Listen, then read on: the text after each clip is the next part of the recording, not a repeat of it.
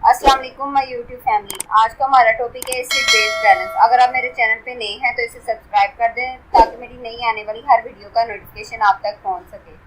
अब हम स्टार्ट करते हैं एसिड बेस बैलेंस से।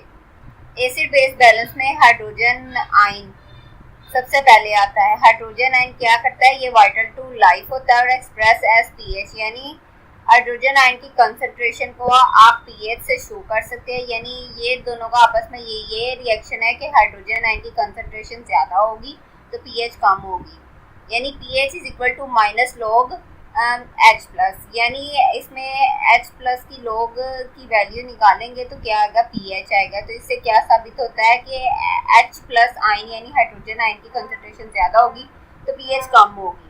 Concentration of hydrogen ion in blood is 40 nano equivalent पर लीटर, यानी हाइड्रोजन आयन की जो कंसंट्रेशन है ब्लड के अंदर वो 40 नैनो इक्विवेलेंट पर लीटर है।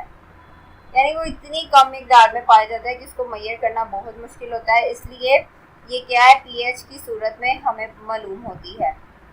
Circulate in the body in two forms, यानी ये दो सूरतों में हमारी बॉडी में हाइड्रोजन आयन क्या होता है? सर्कुलेट होते हैं। किस तरह? Volatile hydrogen of carbonic acid, यानी एक ऐसे वोलेटाइल फॉर्म में होते हैं कि जो कि एक्सेल होते हैं कार्बन डाइऑक्साइड की सूरत में। Non volatile form of hydrogen and organic acid, non volatile उस फॉर्म में होते हैं जो कि फिक्स्ड होते हैं। तो ये जो दो सूरतें होती हैं, इस सूरत में हाइड्रोजन आयन बॉडी में क्या कर रहा होता है? सर्कुलेट कर रहा होता है। एसिड्स की बात की जाए तो एसिड्स क्या होते हैं? एसिड प्रोड्यूस होते हैं किसकी? एंड प्रोडक्ट होता है मेटाबॉलिज्म की। Acid contains hydrogen ion and are hydrogen ion donor. किस तरह के एसिड्स के अंदर हाइड्रोजन आयन मौजूद होते हैं? जब भी हाइड्रोजन आयन ये डोनेट करते हैं या गिव अप करते हैं तो अपने एसिडिटी को क्या करते हैं? न्यूट्रलाइज करते हैं या उसकी स्ट्रेंथ को डिक्रीज करते हैं और क्या बन जाते हैं? Weak base. फिर बात करते हैं स्ट्रेंथ ऑफ एसिड की, जो कि कैसे हम डिटरमाइन करते हैं, कैसे मालूम करते हैं कि नंबर ऑफ हाइड्रोजन आयन जो कि इस पे मुश्तमिल होते हैं, यानी strength of an acid is determined by the number of hydrogen ions it number of hydrogen ion in the body circulate determines its acidity, alkalinity and neutrality. Lungs क्या करते हैं? स्क्रीट करते हैं 13,000 से 30,000 मिली इक्विवेलेंट पर डे। क्या करते हैं? Volatile hydrogen किस सूरत में? कार्बोनिक एसिड की सूरत में, जो कि कार्बन डाइऑक्साइड की सूरत में क्या होती है? एक्सक्रीट होती है। किडनी क्या करती है? एक्सक्रीट करती है 50 milliequivalent per day of non volatile acids. यानी हमने इसमें पढ़ा है कि जो लंग्स है और किडनी है ये दोनों क्या करती है? ये इस फॉर्म में हाइड्रोजन आयंस को क्या करती है? एक्सक्रीट करती है। लंग्स की सूरत में एक्सक्रीट करेंगे वोलेटाइल फॉर्म में और किडनी एक्सक्रीट करेगी नॉन वोलेटाइल फॉर्म में। जो लंग्स हैं वो ज्यादा तादाद में एक्सक्रीट कर रहे हैं वोलेटाइल हाइड्रोजन को, ठीक है, जबकि किडनी जो है वो कम मिकदार में एक्सक्रीट कर रही है। बेसिस की बात करें तो bases contains no hydrogen ion, इसमें कोई भी हाइड्रोजन आयन नहीं पाया जाता। इसमें क्या होता है? ये हाइड्रोजन आयन एक्सेप्टर्स होते हैं। जब ये एक्सेप्ट करते हैं हाइड्रोजन आयन को, ये क्या करते हैं? एसिड से न्यूट्रलाइज होते हैं और डिक्रीज करते हैं किसकी? स्ट्रेंथ बेस को, और या फिर उसको किस में कन्वर्ट करती है? वीकर एसिड में। Regulatory system for hydrogen ion concentration in the blood, हमारी ब्लड में जो हाइड्रोजन आयन की कंसंट्रेशन है वो किस तरह पूरे सिस्टम में रेगुलेट होती है? वो इस तरह होती है। Buffers, primary buffer system in the extra cellular fluid, haemoglobin होता है उसमें, plasma protein system, carbonic acid bicarbonate system, phosphate buffer system, lungs and kidneys. यानी ये तमाम जो रेगुलेटरी सिस्टम है हमारी हाइड्रोजन आयन की कंसंट्रेशन को ब्लड में मेंटेन करते हैं, वो ये है। बफर्स आ जाते हैं। बफर्स के प्राइमरी बफर सिस्टम जो कि एक्स्ट्रासेलुलर फ्लूइड में पाया जाता है, उसमें एचबी सिस्टम आता है, प्लाज्मा प्रोटीन सिस्टम आता है, कार्बोनिक एसिड बाइकार्बोनेट सिस्टम आता है, फॉस्फेट भी आ जाता है बफर सिस्टम, लंग्स, किडनी और पोटाशियम। अब बात करते हैं बफर्स की। बफर्स क्या है? Buffers fastest acting regulatory system है हमारी बॉडी में, यानी ये सबसे ज्यादा तेज रफ्तारी से काम करता है, रेगुलेट करने में बहुत ज्यादा इंपॉर्टेंट रोल प्ले करता है।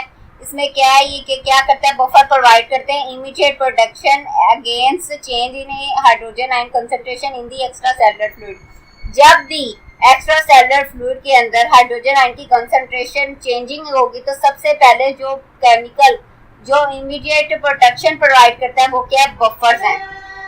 बफर्स क्या है, ये रिएक्टर्स हैं जो फंक्शन तब करते हैं जब पीएच की वैल्यू को with in normal range of stability में रखता होता है, तब जब ज्यादा एसिड्स या बेस्ड रेगुलेटरी सिस्टम्स में आते हैं और बफर्स अब्जॉर्ब करता है या रिलीज करता है हाइड्रोजन आयंस को जरूरत के मुताबिक। बफर्स क्या है, buffer serves as a transport mechanism that carries excess hydrogen ions to the lungs, यानी ये एक ऐसा ट्रांसपोर्ट सिस्टम यानी एक जगह से दूसरी जगह लेके जाता है क्या, एक्सेस हाइड्रोजन आयंस को लंग्स की तरफ।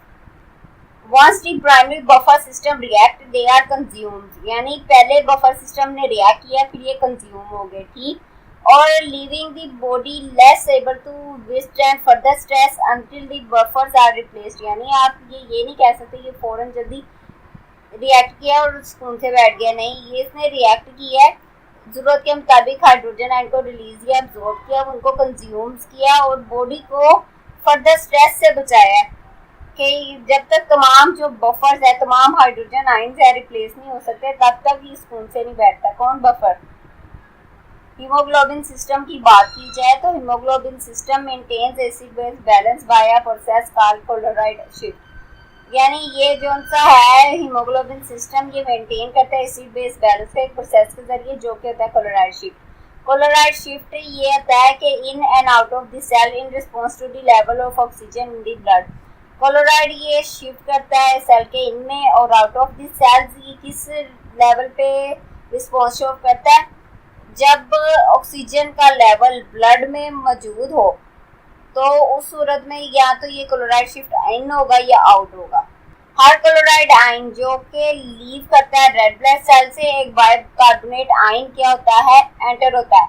अब for each chloride ion that enters a red blood cells a bicarbonate ion leaves, यानी इस सूरत में आप ये कह सकते हैं कि ये फर्ज किया है ये रेड ब्लड सेल्स है, ये Hb इसके अंदर मौजूद है, तो क्या है अगर क्लोराइड आयन अंदर आएगा तो बाइकार्बोनेट बाहर निकलेगा, यानी बाइकार्बोनेट आयन का और क्लोराइड आयन का दोनों में ये रास्ता रहेगा, एक अंदर जाएगा एक बाहर आएगा, फौरन रिप्लेसमेंट होगी। लेकिन किस रिस्पांस में, लेवल ऑफ ऑक्सीजन जब ब्लड में मौजूद होगा उस सूरत में। प्लाज्मा प्रोटीन सिस्टम की बात की जाए तो system functions along with the liver to vary the amount of hydrogen ion in the chemical structure of plasma protein, यानी ये बॉडी है, बॉडी का सिस्टम है, फंक्शन करता है लीवर के साथ मिलके, तो ये क्या करता है ये क्या करता है, दोनों सिस्टम, ये बॉडी का सारा सिस्टम के फंक्शंस मिलते हैं लीवर के साथ, तो ये क्या हाइड्रोजन आयन की अमाउंट को क्या कहते हैं, वेरी करते हैं। किसमें? Chemical structure of plasma protein में।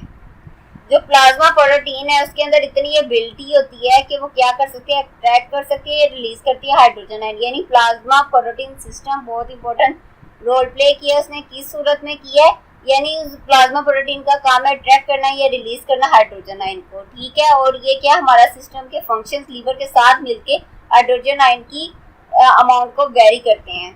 कार्बोनिक एसिड और बाइकार्बोनेट सिस्टम की अब बात की जाए तो ये क्या है, प्राइमरी बफर सिस्टम होता है बॉडी में। सिस्टम मेंटेन करते हैं पीएच को 7.4 with the ratio of 20 parts bicarbonate to 1 part और कार्बोनिक एसिड, यानी ये हमारा जो सिस्टम है वो ब्लड की पीएच को मेंटेन करता है, जिसमें 20 हिस्से होते हैं बाइकार्ब के और एक पार्ट होता है किसका, कार्बोनिक एसिड का। रेशियो क्या है, 20:1। ये क्या डिटरमाइन करती है, हाइड्रोजन आयन की कंसंट्रेशन को बॉडी फ्लूइड में। फिर कार्बोनिक एसिड कंसंट्रेशन की बात की जाए वो किस तरह कंट्रोल्ड होती है, CO2 की एक्सक्रीशन के साथ, जो कि किधर के जरिए होती है, फेफड़े के जरिए। ये जो फेफड़ा यानी ये लंग्स है ये किस रिस्पांस में चेंजिंग करता है, अगर कार्बन डाइऑक्साइड की जो रिस्पांस है उस रिस्पांस में रेट और डेप्थ रेस्पिरेशन का क्या होता है, चेंज होता है। अगर रिटेंशन होगी उस सूरत में क्या होगा, अगर एक्सक्रीट कार्बन डाइऑक्साइड ज्यादा मिकदार में हो रही है तो उस सूरत में क्या होगा, ये हम पढ़ते हैं। किडनी क्या करती है, कंट्रोल करती है बाइकार्बोनेट कंसंट्रेशन को और सिलेक्टिवली रिटेन या एक्सक्रीट करती है बाइकार्बोनेट को in response to the bodily need, यानी ये जो कार्बोनिक एसिड है इसका किसके साथ लिंक है, लंग्स के साथ। ये बाइकार्बोनेट का किसके साथ लिंक है, किडनी के साथ। आप बात करते हैं लंग्स की। लंग्स की बात कीजिए तो लंग्स क्या है? Lungs are the second defence of the body, interact with the buffer system to maintain acid base balance. In acidosis pH decreases. PH decrease होने का क्या मतलब है? हाइड्रोजन आयन की कंसंट्रेशन ज्यादा हो गई है। जब हाइड्रोजन आयन की कंसंट्रेशन ज्यादा हुई तो रेस्पिरेटरी रेट और डेथ भी इंक्रीज हो गया। क्यों? क्योंकि एसिड्स हमने एक्सेल करने ज्यादा। तो carbonic acid created by neutralising the action of bicarbonate. Bicarbonate क्या है? कार्बोनिक एसिड को न्यूट्रलाइज किया किसके एक्शन से? बाइकार्बोनेट के। फिर ये लेके गए किधर? लंग्स तक। जब लंग्स तक गए हैं तो वहां जाके ये क्या हो गया? रिड्यूस हो गया किधर? कार्बन डाइऑक्साइड और वाटर में चेंज हो गया और ये फिर क्या हो गया? एक्सेल हो गया। और 10 hydrogen ions are inactivated and expels. और हाइड्रोजन आयन जो है इनएक्टिवेट हो गए, वो भी एक्सेल्स हो गए। अल्कलोसिस की बात की जाए तो पीएच इंक्रीज हो जाती है, रेस्पिरेटरी और डेथ डिक्रीज हो जाता है। क्यों? क्योंकि हाइड्रोजन आयंस की जो कंसंट्रेशन है वो डिक्रीज हो गई है। डिक्रीज होने की वजह से कार्बन डाइऑक्साइड रिटेन्ड हो गई है और कार्बोनिक एसिड वो क्या है? इंक्रीज हो जाते हैं। किस तरह? न्यूट्रलाइज हो जाते हैं और decrease the strength of excess bicarbonate. आप इधर ये देखें एसिडोसिस और ये अल्कलोसिस, दोनों का फर्क यहाँ से देखें। एसिडोसिस में क्या? पीएच डिक्रीज हो रही है, अल्कलोसिस में पीएच इंक्रीज हो रही है। फिर रेस्पिरेटरी सिस्टम रेट की बात की जाए तो रेट और डेथ इसमें इंक्रीज हो गया। क्यों? क्योंकि हाइड्रोजन आयन की कंसंट्रेशन क्या है? ज्यादा है। इसमें क्या? रेस्पिरेटरी रेट और डेथ डिक्रीज हो रहा है। क्यों? हाइड्रोजन की कंसंट्रेशन क्या है? कम है। फिर ये क्या है? इन्होंने एक्सेल करने थे एसिड, तो उस सूरत में क्या है? कार्बन डाइऑक्साइड क्या हो गई है? एक्सेल हो गई है। लेकिन यहाँ क्या? रिटेन्ड हो गई है क्योंकि हाइड्रोजन आयन की कंसंट्रेशन क्या है? कम है। फिर इसने क्या किया था? फिर क्या था? कार्बोनिक एसिड क्रिएटेड होते हैं और इधर क्या? कार्बोनिक एसिड इंक्रीज होते हैं न्यूट्रलाइज के लिए। इसमें क्या? Decrease the strength of excess bicarbonate. इसमें क्या है? Action of bicarbonate can be carry to the lungs. ठीक है, इसमें क्या है? स्ट्रेंथ ही डिक्रीज है। तो ये थे एसिडोसिस और अल्कलोसिस। जब लंग्स में होती है तो क्या पीएच के इंक्रीज या डिक्रीज होने की वजह से लंग क्या फंक्शन करते हैं। फिर लंग्स की हमने मजीद बात की तो action of the lungs is reversible and in controlling an excess और डेफिसिट। ठीक, लंग्स क्या करते हैं? होल्ड करते हैं हाइड्रोजन आयंस को यहाँ तक कि ये जो डेफिसिट है ये जो करेक्ट हो जाता है और हाइड्रोजन आयन क्या हो जाते हैं? इनएक्टिवेट होते हैं। क्या हुआ? Changing the ions to the water molecules to be exhaled along with the carbon dioxide, thus correcting the excess. यानी मेन मकसद लंग्स का क्या है? एसिडिटी को रोकना है, अल्कनिटी को भी रोकना है। जब ये क्या है? कार्बन डाइऑक्साइड अल्कलोसिस में क्या होते हैं? रिटेन्ड होते हैं। एसिडोसिस में क्या होते हैं? एक्सेल्स होते हैं। तो क्या रेस्पिरेटरी भी इफेक्ट होता है। तो इस सूरत में लंग्स के अंदर इतनी कैपेबिलिटी होती है कि वो हाइड्रोजन आयन को क्या कर सके? होल्ड कर सके। Process of correcting a deficit और excess takes 10 to 30 second to complete. यानी ये जो लंग है वो इतनी तेज रफ्तारी से काम करता है कि वो 10 से 20 सेकंड के अंदर ये जो हाइड्रोजन आयन की कंसंट्रेशन में ज्यादा या कमी हुई होती है उसको करेक्ट करने में क्विकली रिस्पॉन्स करता है। फिर लंग्स की बात की जाए वो इतनी काबिलियत रखता है inactivate hydrogen ion carried by the carbonic acid and excess hydrogen ion created by other mechanism must be excreted by the kidney. आप ये देखिए लंग्स के अंदर इतनी कैपेबिलिटी होती है कि जो के कैरिड होते हैं किसके जरिए? कार्बोनिक एसिड के जरिए उसको इनएक्टिवेट कर सके।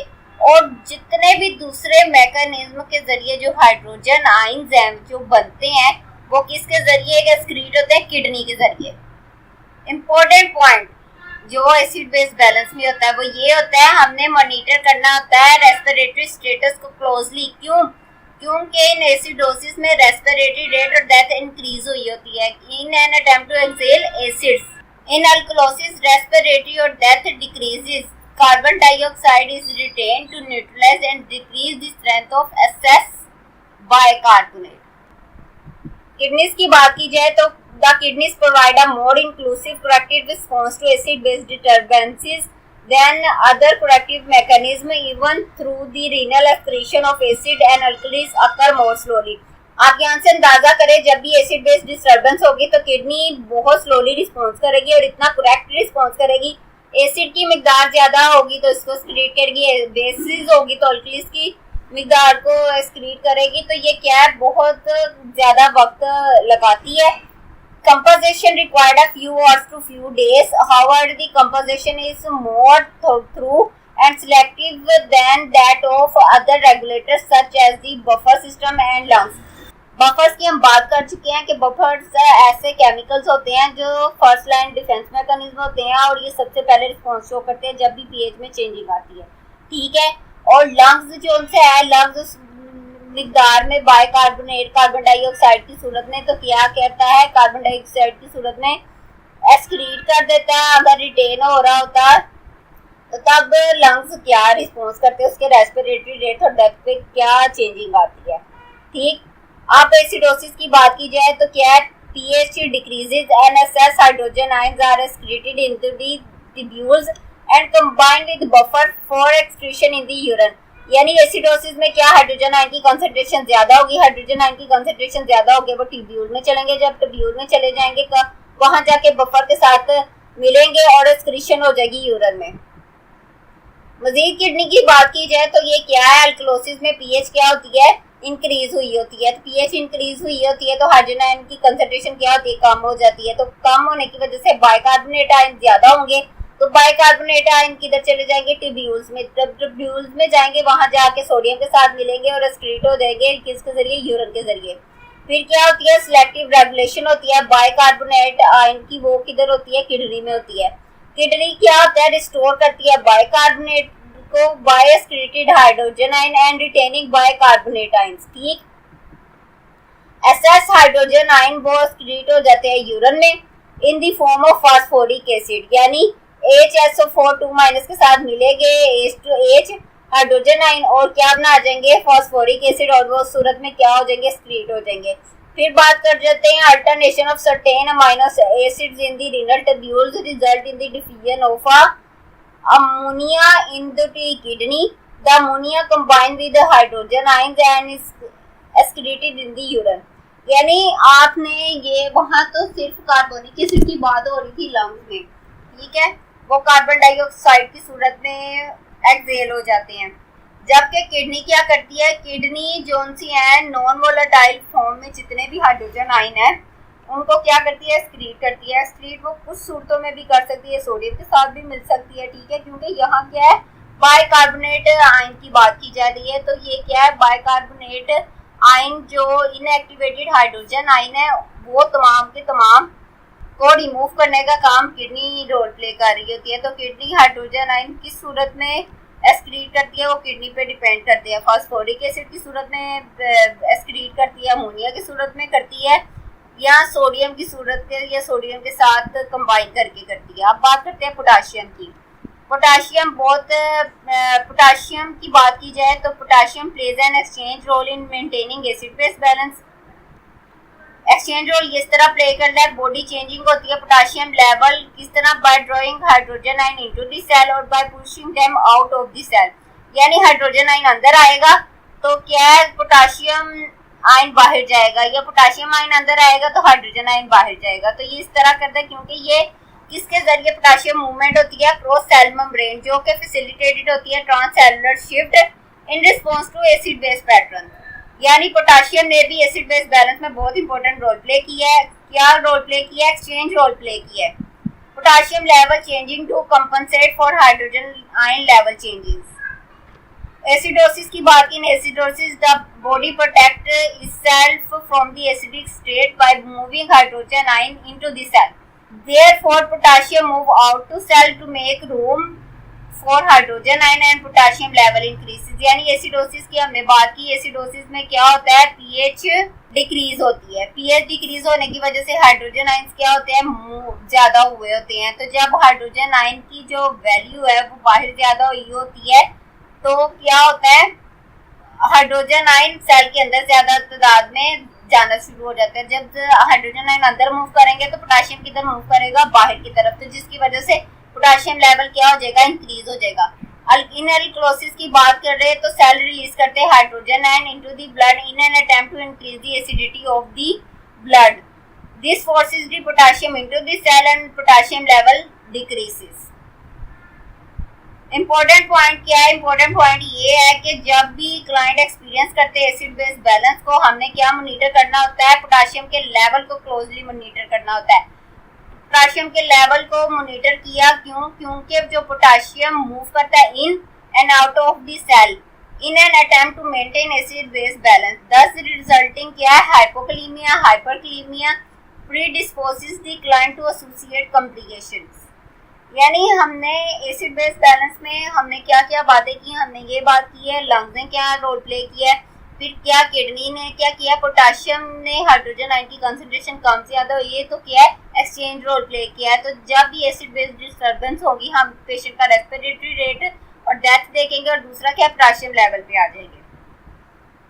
इंपॉर्टेंट पॉइंट जो उनसे थे उसमें ये था कि हमने ये नॉर्मल बात की है कि अंदर normal condition the intracellular potassium content is much greater than that of the extracellular fluid. The concentration of hydrogen ion is low in both compartment. आपने ये नॉर्मल पॉइंट को याद रखना है क्योंकि हमने एक बात की है कि हाइड्रोजन आयन अंदर जाएगा तो पोटाशियम बाहर आएगा, ठीक है, या पोटाशियम अंदर जाएगा तो हाइड्रोजन आयन बाहर आएगा। तो ये दोनों चीजें थी, तो हमें ये भी तो नॉर्मल कंडीशंस का पता होना जरूरी है ना कि अंदर किसकी मिकदार ज्यादा है नॉर्मल कंडीशंस में। तो नॉर्मल कंडीशन में पोटाशियम की मिकदार ज्यादा है और हाइड्रोजन आयन की दोनों कंपार्टमेंट में मिकदार क्या है, कम है। हाइपरकलीमिया की बात की जाए तो हाइपरकलीमिया में क्या होता है, एसिडोसिस में जो extra cellular hydrogen ion concentration है वो क्या होती है, इंक्रीज होती है, क्योंकि हाइड्रोजन आयन क्या होता है, बाहर को मूव कर रहे होते हैं, और हाइड्रोजन आयन जब बाहर को मूव किए हैं तो पोटाशियम क्या अंदर की तरफ मूव किए हैं, ठीक है, सेल्स में आए हैं। पोटाशियम की मिकदार मैंने पहले बताया था कि सेल्स के अंदर तो वैसे भी ज्यादा होती है, और हाइड्रोजन आयन की कंसंट्रेशन दोनों तरफ नॉर्मल कंडीशंस में क्या होती है, कम ही होती है। लेकिन जब एसिडोसिस होगा तो यहाँ के जो हाइड्रोजन आयन है बाहर चले जाएंगे, ठीक है, और इसकी जो पोटाशियम के जो आयन है ये अंदर की तरफ हो जाएंगे, जिसकी वजह से एसिडोसिस में क्या होता है, हाइपरकलीमिया होता है।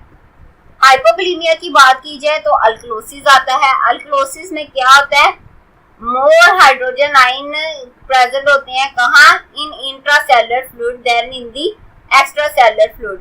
हाइड्रोजन आयन क्या होता है, मूव होते हैं इधर से अंदर की तरफ, तो क्या पोटाशियम जो सा है जब इक्वल अमाउंट में हाइड्रोजन आयन बाहर से अंदर की तरफ जा रहे हैं तो वहां से पोटाशियम क्या होता है, बाहर की तरफ मूव होता है, ठीक है। तो पोटाशियम की मिकदार इधर क्या हो गई है, कम हो गया है, पर पोटाशियम की मिकदार कम होने की वजह से क्या हो जाता है, हाइपोकलीमिया कॉज हो जाता है। तो ये था हमारा एसिड बेस बैलेंस। वीडियो देखने का बहुत शुक्रिया। चैनल को सब्सक्राइब कर दें ताकि मेरी नई आने वाली हर वीडियो का नोटिफिकेशन आप तक पहुंच सके।